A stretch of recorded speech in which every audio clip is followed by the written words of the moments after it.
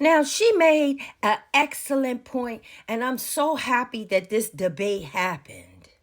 We are finally trying to understand why it is extremely important that we get some type of reparations. I feel like we have received some of our reparations by just being plain ghetto. I understand that there is a whole culture on trying to live off of the government so that we don't have to do hard work. And we feel like because our ancestors did all of that hard work and we can't see how they have gotten any better or gained any type of success through the hard work that they have done. We don't choose to live life the same way that they did, although they have taught us, in a sense, how to survive on the government. Now, please understand what I'm saying.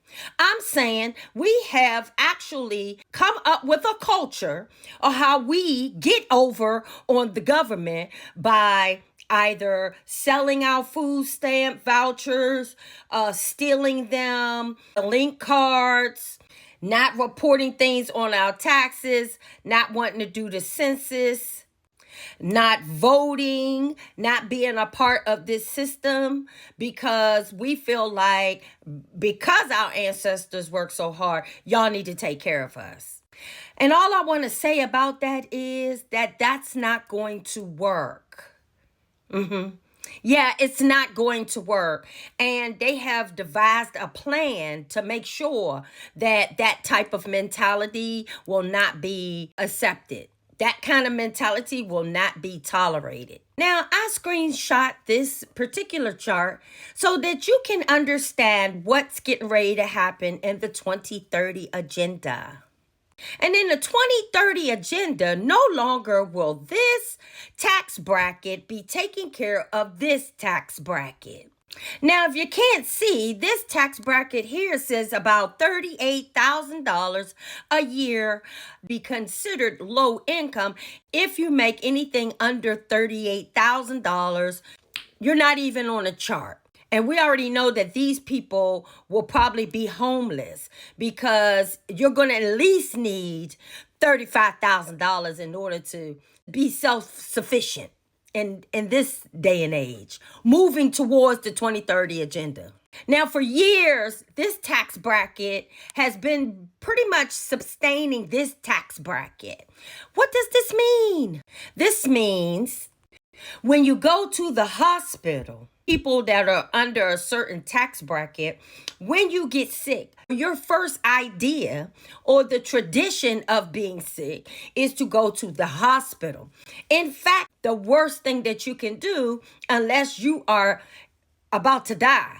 So the hospital is really a place for emergencies.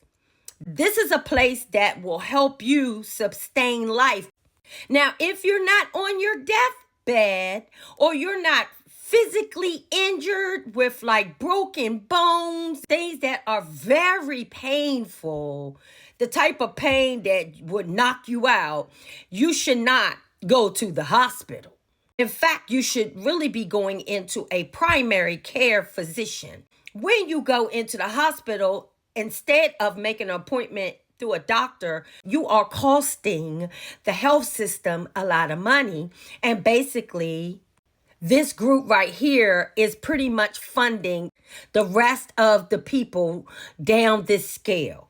Okay, so that means that, hardworking Americans are actually taking care of this demographic here. And this system has decided not to do it. Because moving forward, it is not going to be beneficial to be poor. And we know that today you can't even be homeless because it's going to be against the law. And it'll be something that you could go away for or get locked up or find yourself in a slavery system because you can't pay the debt. You can't even sustain yourself. And you need to live off of the governmental system. Well, now there are new rules to that. Everyone who was kind of floating off of this system and reaping the benefits of this system without pouring into it, your days are numbered. You will no longer have a chance to get yourself together. You will no longer be able to take advantage of a system. You will no longer be able to push this, taking advantage of a system onto the next generation. It's stopping this year.